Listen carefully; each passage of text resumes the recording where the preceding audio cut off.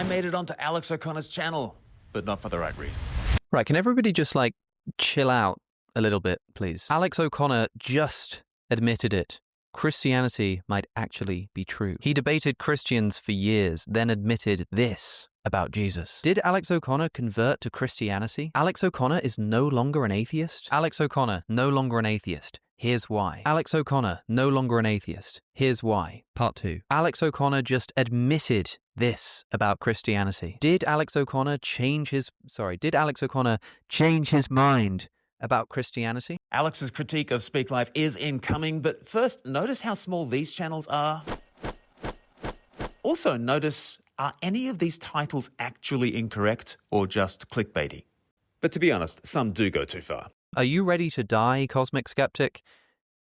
Okay, that one actually sounds a bit like a threat, but I'm sure it's driving at the same thing. I want to invite you into a conversation I've had with Brandon McGuire from Daily Dose of Wisdom. We get into it here.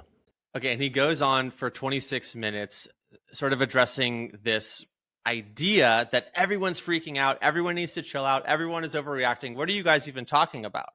Why are all these videos even getting made? Atheist content gets brought into this as well. It's really interesting. I'm not sure at times whether Alex is complaining about Christians or about atheists or about social media. And I think it's kind of all three at once. And at various points, I agree with him about his complaints, whether it's about Christians or atheists or social media itself. I think we're living in strange times. But when Alex himself is changing so much, I guess when people start noticing, then we're going to get in trouble. Yeah, exactly. I had that same thought as well, especially as we're going to get into it here in a second, but when you hear the way that I guess you could say the atheist community is responding to Alex's recent remarks and recent sort of trajectory, it's funny in that both the Christian and the atheist are under fire here, according to Alex, which I think raises a question in and of itself. Okay, so what happened? Something super significant must have gone down to cause all of this ruckus.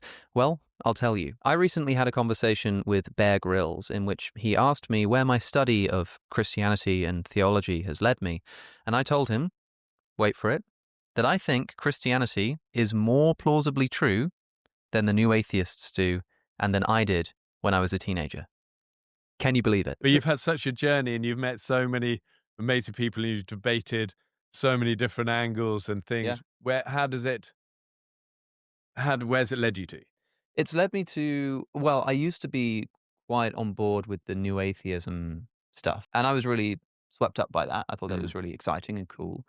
And I was beginning to sort of shake that off and grow up a bit, essentially. And then running the podcast, what I've realized is that this is far more interesting and intricate, and I would say plausible than I'd given it credit for before. So, I'm still not a Christian. Not true, not even plausible, but just more plausible than I thought when I was a teenager.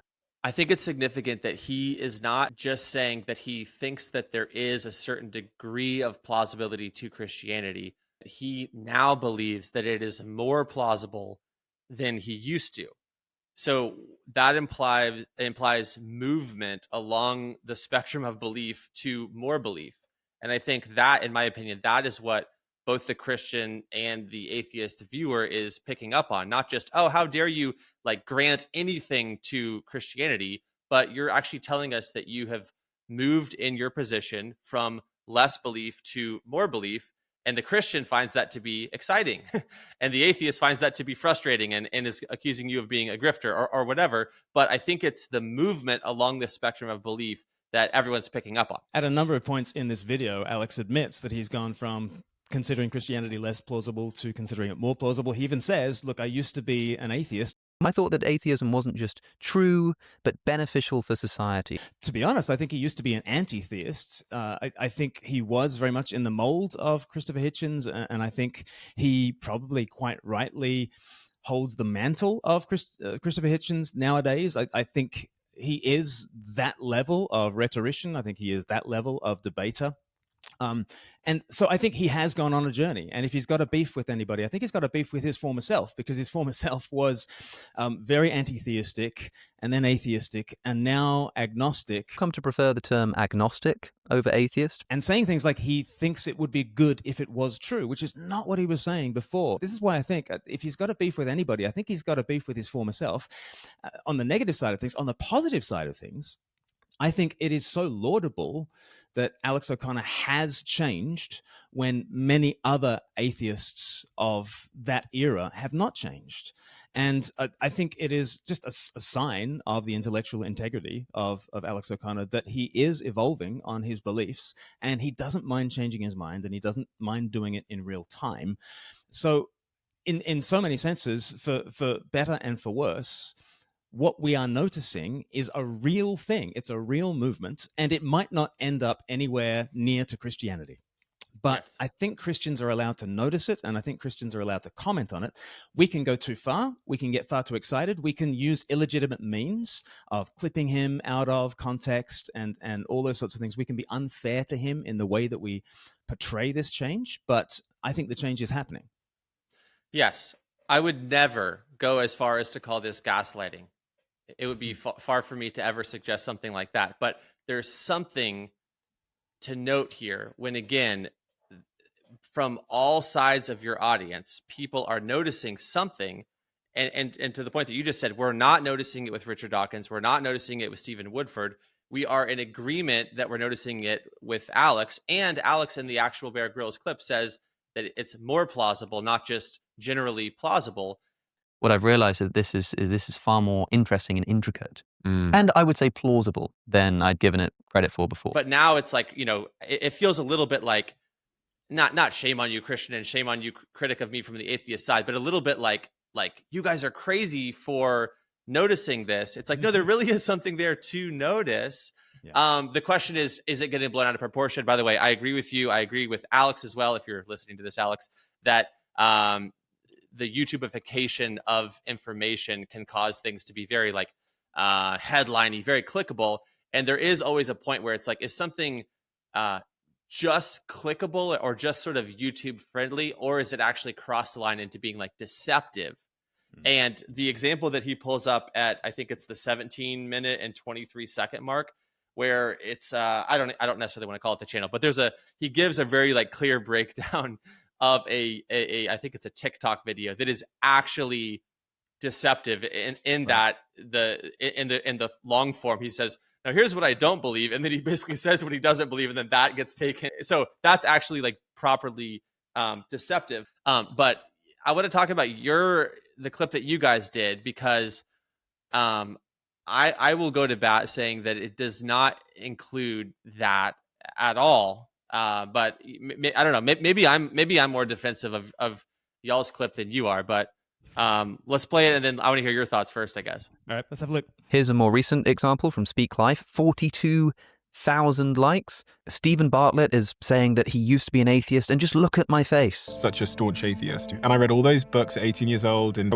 I was debating dog walkers on the street. But I now find myself in a position where I'm almost back to being curious again. Man, it kind of looks like I'm praying or something, except I didn't make those faces in that moment. Those expressions are taken from a different part of the podcast around half an hour later and just spliced in for some reason. And of course, the clip ends with my recommendation to read the Gospels. What would you suggest? If it seemed to me going to church or reading the Gospels might provide that for him, then I'd probably recommend that he did that. But neglect to mention that this is just one option I give, among others, including taking psychedelic drugs. If he came to you and he was your friend in Dubai, and he said, my life is lacking meaning, I can't get out of bed anymore, what would you prescribe him? What would you recommend? What would you suggest as he's your friend?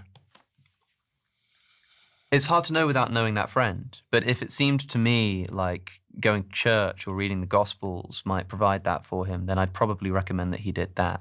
But I think that literally the subjective feeling of meaning is usually tied up in the identification of something that transcends your individual self. Yeah. Well, right? Why would you? And I think whatever is the most plausible course of action for that person to engage in something like that, would be what I would recommend for them. If they're maybe they're not particularly interested in religion, I'd recommend that they read some philosophy of mind and try to understand the nature of consciousness. And I might recommend, depending on who they are, that they take a psychedelic drug and try to experience something which cannot be put into words. I wasn't asked where someone should go for philosophical truth. I was asked what I would recommend a friend do if they were feeling depressed.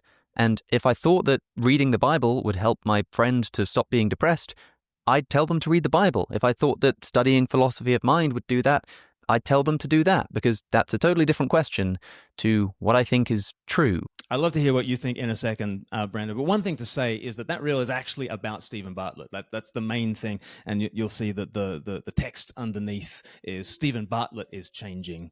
And we just thought it was interesting that the first thing that Alex then said for Stephen Bartlett's friend to do was to read the Bible and go to church and that sort of thing. But yeah, we were largely focusing on Stephen Bartlett at that moment. I think the thing I regret is the prayer look. I think visually what our team was trying to communicate was, in 3 seconds, we need to communicate that this is a Stephen Bartlett plus there's a bit of Alex O'Connor, plus it's about faith. We need to communicate that to people who are, just scrolling on Instagram, and within 3 seconds they need to get that. And I think, we grabbed him doing a kind of a prayer look so that people within 3 seconds could recognize that, oh, it's Stephen Bartlett and it's Alex O'Connor and they're talking about faith. But we have now unlisted that Instagram reel because I think it communicates something that is incorrect, that is not, that is not the pose that Alex O'Connor was taking as Stephen Bartlett was speaking. I don't think a lot of Instagrammers think that it was that this was the in time reaction of Alex O'Connor in that moment. It depends what assumptions people bring to Instagram and bring to reels as a medium.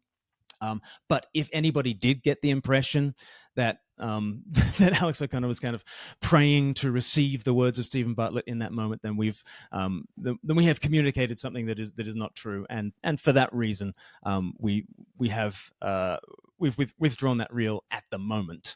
But yeah, what did you make of it, Brandon? I'm on the fence. I'm firmly planted on the fence about that particular aspect. You were crafting a piece of original content anytime that you're making something short out of something 2 hours long. You have to, in some way, condense that down, and you're trying to tell the best story that you can tell. I'm not aware of any rule that you have to only feature things consecutively. I more so think of it in terms of, are you in any way disservicing the actual message that was communicated? Is there anything actually deceptive going on? I'll give one really quick example. Your debate with Matt Dillahunty, there was a great beginning point to it. His answer went off on a crazy rabbit trail for like 2 minutes, not crazy as in what he was saying was crazy, but an irrelevant rabbit trail. And then it came back to a response to the original question that you answered. And I made a short where I basically took that line of thought, like question and answer, and pieced them together out of time of the original conversation. But I think in no way disservicing the actual long form conversation. In other words, I did a type of distillation of the conversation. And I don't think you had a problem with that. I don't think Matt would have a problem with that. If he does, I'd be able to hear what the problem is if there was nothing deceptive about it. So in my mind, that is fair play. Like you're telling a story, you're forced to condense things down. I don't think everything being completely linear, where the end point and the out point match perfectly with the in and the out point of the actual minute of time. I don't think that is a like ethical requirement at all. As long as, again, I want to be clear, you're not communicating anything that is untrue. You're not actually changing the meaning of the original content. So that's the first point I wanted to make. The second point is, I don't think anybody thought that Alex was like sitting there praying to God. that like I don't think anybody saw his hands like this and actually thought that he was praying. Regardless of where those hands are in the video. Like if that was later in the video, I don't think anybody thought that they were praying. If that happened in that moment, I don't think anybody thought he was praying. So then the question becomes, is it wrong to take a reaction shot from a different part of the conversation and put it into that part of the conversation? Is it just different or is it deceptive? Right. And I guess I would be open to hearing an argument for how it's deceptive. His idea of prescribing Bible reading and church attendance to a person who is looking for meaning and who is looking for a lift, who is looking for some way out of the trenches. If he's saying, if that works for you, then do it. And by the way, if reading Philosophy of Mind is going to help, then you should try that as well. Or if taking a psychedelic drug is going to work for you, then do that as well. All three of those things are things that he's saying are plausible prescriptions that could potentially help somebody. And so they're all being placed as like potentially good things, like potentially useful, potentially beneficial, depending on the person. And I think that is worth noting, because there's all kinds of things we can imagine that would never benefit somebody. So he's basically saying reading Philosophy of Mind can be really good. Taking a psychedelic drug, and on his view, can be good to open you up and take you out of yourself or whatever. And church attendance and Bible reading could potentially be good if you need to. Basically, he's talking about transcendence. So I don't think that spotlighting that clip is in any way changing the meaning of that clip. I think it's like, hey guys, check this out. Alex is saying Philosophy of Mind good, psychedelic drugs good, reading the Bible good, in terms of connecting oneself with the transcendent. That's noteworthy. I think that's a perfectly valid thing to spotlight. And it's not like, so what are your thoughts on that? Do you agree with me there? Do you? Yeah, I think so much depends on what you assume the viewer brings to the table. What are the priors that the viewer brings as they're scrolling through? And there's a sort of a social media literacy question.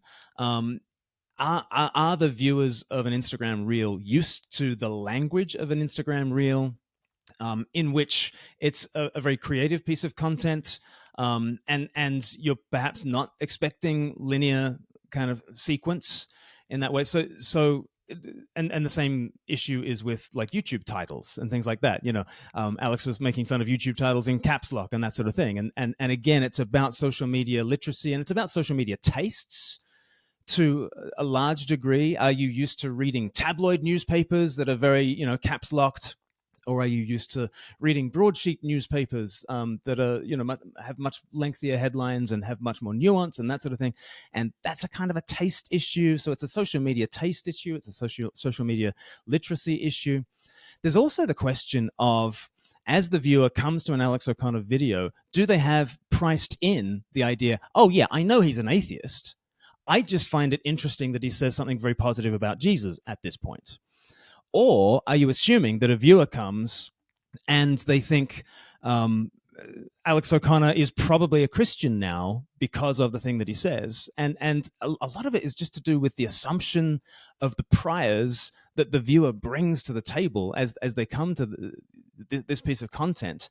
And maybe I'm just too tragically online, like terminally online all the time. And maybe I'm just too tragically addicted to Alex O'Connor sort of content that I can't take off those spectacles in which, oh yeah, no, obviously Alex O'Connor is an atheist. No, like obviously, but I still think it's interesting that he says this interesting thing about John chapter 8. And so if that's the foregrounded, or if that's the background assumptions that you bring to a piece of content, then of course you foreground John chapter 8.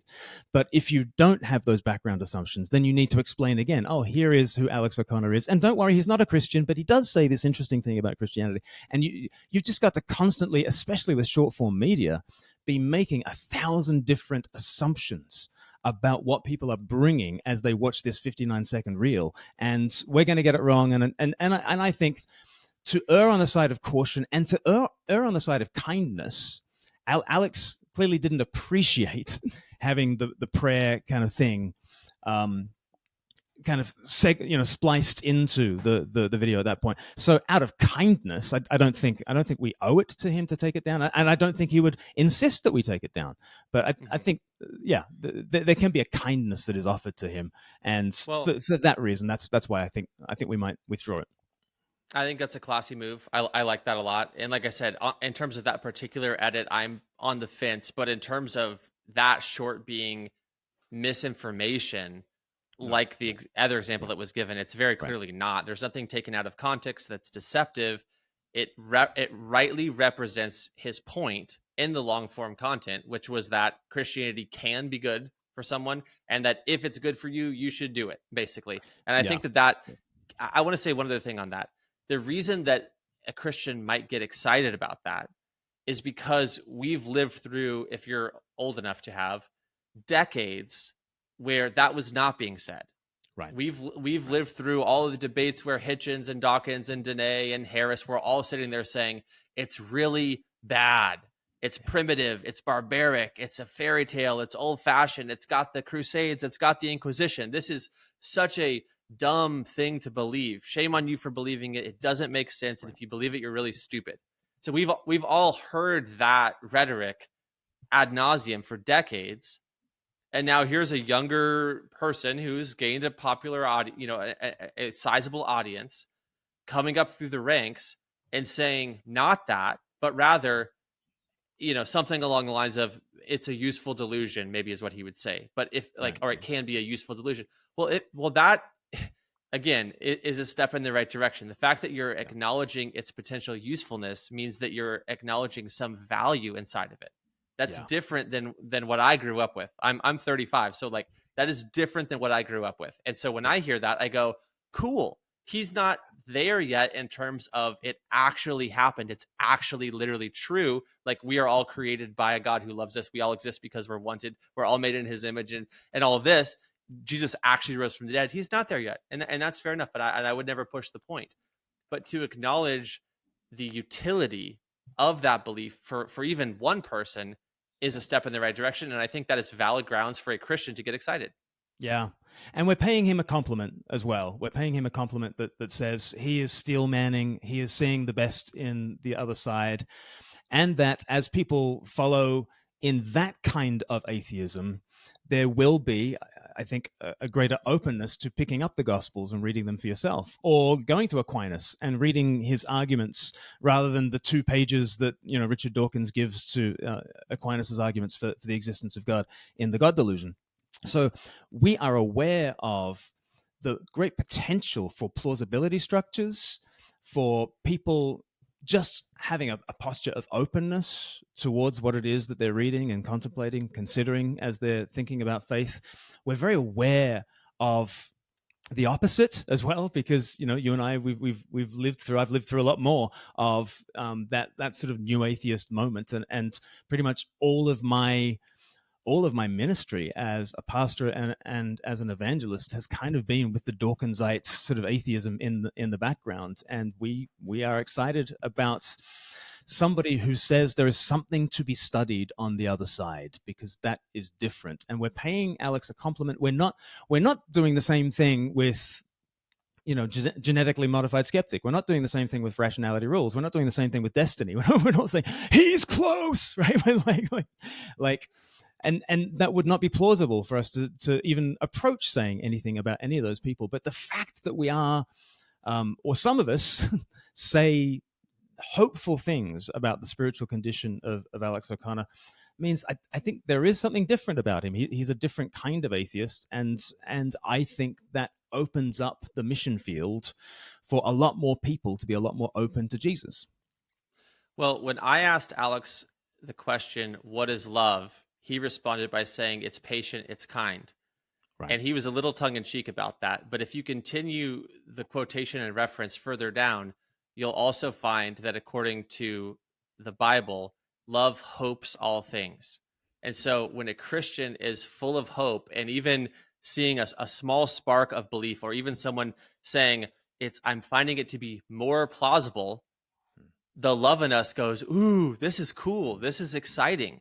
Maybe there's a spark there that could potentially turn into a flame, and that flame into a great fire. When somebody takes a different posture to Christian faith, or to the Christian arguments, or to scripture, when they take that different posture, all sorts of things start to become possible. When the posture is entirely closed towards Christian faith, and you just think that Christianity is stupid and bigoted, you know that you cannot get anywhere with such a person. But when that person starts to change, as Alex O'Connor has changed, he used to think that the arguments for God's existence were stupid, and he is now embarrassed of his teenage self. his teenage self wrote off some of the great intellects of philosophy, and Anselm and Aquinas and people like that, who deigned to believe in things like the teleological argument or the ontological argument or things like this. Now, those arguments still do not persuade Alex, but he is persuaded at least that these arguments are not stupid, they are worthy of his attention, reasonable people can believe in them, and that those who forward such beliefs are not themselves bigoted, backwards, just awful people to be shunned. Alex has gone on a journey from that to a real openness to admitting that there are arguments on the Christian side that are worthy of our attention. That is a vast shift, actually, an entirely different kind of posture to the data. And my kind of encouragement to Alex from that point is you've had that shift from all Christian arguments are false and Christianity would be terrible if it were true. You've shifted on that. I would now encourage you, Alex, to look at the Bible in the same way that you have looked at those old arguments.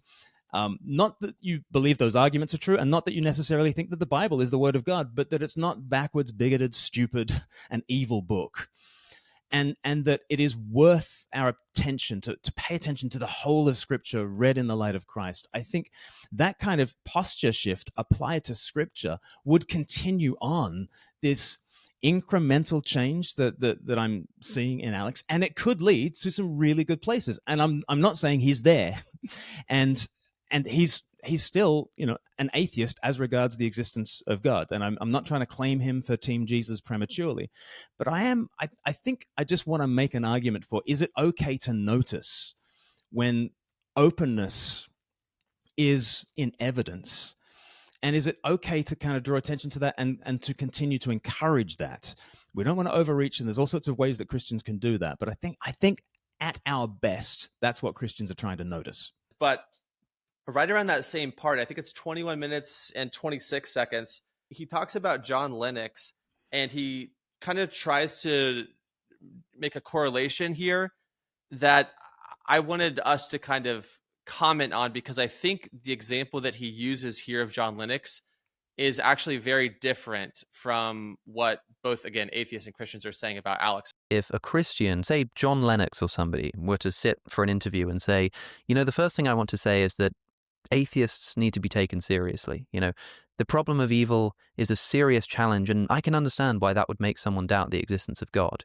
And then he goes on to say, but this is my answer. If somebody just clipped that first bit where he says that the problem of evil is a really good reason not to believe in God, and they uploaded it onto an atheist Instagram account and made it all black and white and put some dramatic music in the background and tried to pass it off as if John Lennox was arguing for atheism, I think that would be, shall we say, a little bit unfair to him, and unfair to the people who are watching, who now think that John Lennox believes something that he doesn't. I do not think this example works at all. This is not the same thing. What would be the same thing would be if John Lennox says, you guys, I've been looking into things like the problem of evil, and in light of that, I'm finding atheism to be more plausible. And by the way, if John Lennox said that, I think Christians would be like, oh, whoa, that's a big statement. And I think atheists would be like, aha, you're starting to think how we think. You're starting to see what we see. John Lennox is moving towards atheism because he's saying atheism is more plausible in the face of things like the problem of evil. That would be a better comparison. I think when Christians notice that Alex O'Connor is being fair-minded towards Christianity, I think we're saying the same sorts of things which we hope atheists would say about John Lennox, which is that John doesn't strawman atheism, and he wants to take on naturalism at its most robust intellectually. And so, for both those reasons, I don't think the John Lennox analogy works. And again, it doesn't necessarily mean that Alex is going to become a Christian. Obviously, I hope and pray that you do, Alex, if you're listening to this. But we can acknowledge that. It doesn't necessarily mean that. But I also don't think there's anything wrong about saying, oh, that's awesome. He has moved in a direction of more belief. He's saying Christianity is more plausible. And on the other hand, I don't think it's crazy for the atheist person to go, oh, my word, he's saying it's more plausible. He's moving away from hard atheism. Who do we have left? Only Dawkins. Those are both effects of a cause, and the cause that has brought about those effects is Alex's content. So the fact that us and atheists become strange bedfellows in noticing something, I don't think is our fault. And I don't think that we're crazy for it. We're noticing something for a reason. And I'm not blaming Alex for, for anything really. It's just like, but I guess I would just say, don't be surprised that people are noticing something when you're giving them something to notice. Like, we've taken the bait that you've given us. Yes. Yeah, and never forget that this was surfaced by Alex's own admission. This was surfaced by his own Clips channel. He could have clipped out any particular portion of the Bear Grylls interview. He could have not interviewed Bear Grylls. He could have really given a quite skeptical interview of Bear Grylls and tried to pin him down on scripture. He didn't. And he could have selected a different portion of the Bear Grylls interview. He could have given a different title than the one that he gave it. It was his decision to surface this on his Clips channel. He is inviting us to notice at that stage, isn't he? Yeah, exactly. And it's not, I don't know what your thoughts would be about the atheist accusation of Alex as being a grifter for this. The thing that really annoys me is that there are like two kinds of responses to this video that I've been getting that I don't like. One is from the Christian community who say, aha, I knew it. He's on the verge of conversion. He's definitely about to become a Christian, and we're just waiting for Jesus to fully open his eyes, or something like that. The second is from atheist listeners who think that I've essentially lost my mind. And that also tends to come along with this idea that I'm grifting, right? That I'm kind of trying to cotton onto a trend and, I don't know, make more money off like pretending to be nearly a Christian or something. Alex sees that there is a massive fascistic turn happening and is now becoming Christian to save his own skin. Cowardly. What a fraud. Just fast forward to your inevitable coming to Jesus moment and stop wasting people's time. You can pivot your channel's content to atheist converts to Christianity and realizes how wrong he was all along. The Bible thumpers will eat it up. Sad to see stupidity prevail over logic and intelligence. Sad atheist grift failed. Time to jump on the megachurch conversion Christian tour. It's sad and pathetic to watch someone who was once respectable turn into a complete grifter. So, how much did the lobby pay you? Alex is quasi-famous now, and he can't afford a haircut that doesn't look like a small dead animal on his head. Actually, that one's fair enough. Oh dear, now old Alex has fallen too. Only Dawkins left. I'm not saying that, but I'm saying it is strategic in the same way. Like when I had Alex on my podcast, I did it for the same reason. I'd love to talk to Alex because I know he has an audience that is different than my audience. And it's strategic to talk to somebody across the aisle because they're going to get a chance to hear his response to his questions that I'm asking him. If I'm being honest, it's also valuable for his audience to get some exposure to me and my channel. This is classic content cross-pollination. And I think Alex is very strategic about doing this. I think this is why he brings on New Testament scholars. And I think this is why he interacts with Christianity so much, as he probably knows he has a lot of atheist, within his core audience. And so it's very smart to expand into a Christian audience. I don't blame him for it. I don't necessarily think that it's grifting, but we also can't kind of pretend like I'm not hearing him talk about Jesus, John the Baptist. I'm not hearing him, as he has admitted many, many times, be really, really interested in the things that I love. He certainly is. Yeah. And, I think Alex, one of the lines that I think has helped me most to understand his channel and his approach to his channel is a line that I first heard him say to Destiny when he went on to a live stream with Destiny. He said, I've always loved the phrase, I will die on this fence. I'm sort of violently agnostic about God's existence, and I recently stumbled on this. I'm like, no, I don't have an opinion, but I will die on this fence, And it's a subversion of the line, I will die on this hill. When you die on a hill, you have a conviction that is life or death for you, and you'll give everything for that conviction. But Alex says, I've loved the phrase, I will die on this fence. And it's this idea of being dogmatically kind of committed to a kind of a neutrality, a spiritual Switzerland in these matters. And I think that can explain some of his decisions on his channel. He will have somebody who goes hard against Christianity, and then he will have somebody who is very pro-Christianity on the channel. He will talk to a Christian and give them a very hard time, and then he will go, to Bear Grylls and he will talk to him and give him an easy time. And I think he understands what he's doing in that. I don't call that a grift at all, but I do think his audience expects him to be that sort of a person who is a non-Christian, right? And so there are incentives at play for him to take the positions that he takes. Now, it's very easy for me to say that, and there are three fingers pointing back at me as I say that about Alex, because not only do I have a YouTube channel, I'm an ordained minister in the Church of England. I like my beliefs are out there.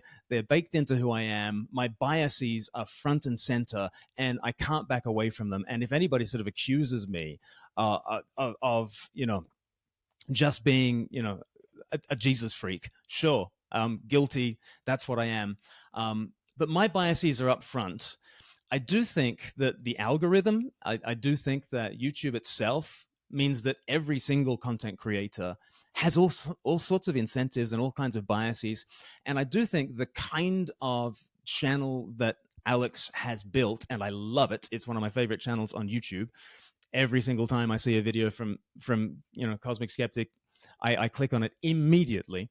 I love the channel that he has built, but it will do things to him as well. And it will mean that when it comes time to jumping one side or other of the fence, he will be reticent to do so. Like, just one last thing. Literally this morning, I was talking to a guy in the online community that I run, the Wisdom Society, who was telling me his story of how he set out to disprove Christianity, and 3 years later he found himself to be a Christian. And we're all aware of that type of story, whether it's Lee Strobel or C.S. Lewis or J. Warner Wallace or anybody else. We're all constantly coming across people reflecting that idea, and some of the points that Alex makes sound just like the kinds of points that those people make. So all we're really doing is recognizing a pattern. And again, that doesn't actually mean necessarily that Alex is going to follow that road all the way down to the bottom of it, but it also doesn't mean that any person getting excited for Alex picking up on certain truths is crazy. Like, it's just pattern recognition. He's seeing something. We like what he's seeing. It's almost that simple as far as I see it.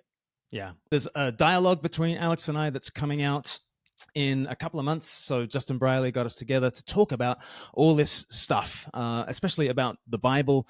And so I genuinely want the conversation to keep on going. We're not trying to prematurely claim Alex for Team Jesus, but we are trying to notice stuff out there in the world and notice that there is a new kind of openness. And maybe if Alex doesn't become a Christian, I think he is emblematic of a greater openness that is out there in the culture.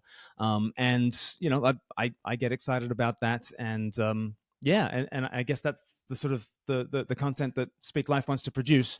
Not claiming Alex for Team Jesus, but saying the sorts of things to the Alex O'Connors of this world that might introduce them to Jesus, because we think he's wonderful. I love all of your content, Glenn. So thanks for hopping on here and kind of reacting, or whatever you want to call it, to this video. It was really good. It was an absolute privilege. Thanks, Brandon.